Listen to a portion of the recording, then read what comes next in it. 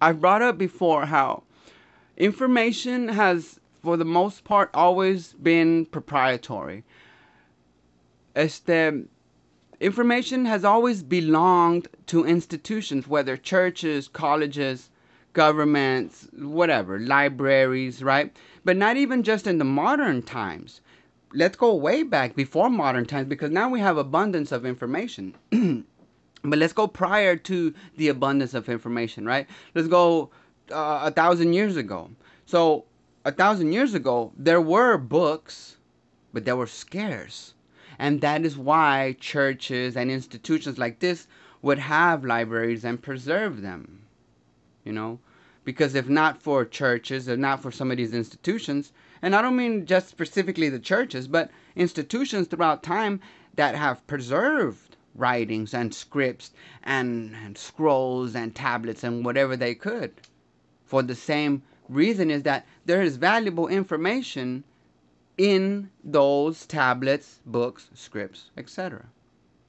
And I used to kind of see that as a negative, but now as I started digging in a little bit, I kind of got a better picture as they were guardians of the information. Because in some ways, when we think about information being proprietary, that it belongs to somebody, that information belonged to the church for thousands of years. How could that be? But see, it all comes back to how we're thinking. If I'm thinking that way, I'm thinking aggressively, negatively to why didn't they? Okay. But what if we say they were preserving that information throughout the ages of tumult, throughout the ages of war and conquest and destruction? These institutions, let's say like the Roman Catholic Church, has preserved so much stuff, so much information, so many artifacts, because they had the power to do so. For instance, the Catholic, Roman Catholic Church, But even before the Roman Catholic Church, the Jewish people, the Hebrews, kept meticulous records, and their standards went way back. So we get a lot. So see, as we can see the big picture, we look at where writing started, when it started, and as we move along the timeline, as people spread out and these ideas get spread out and far and wide, if something has utility to it, it will last. It will continue to be used, and it will continue to be improved upon like a tool.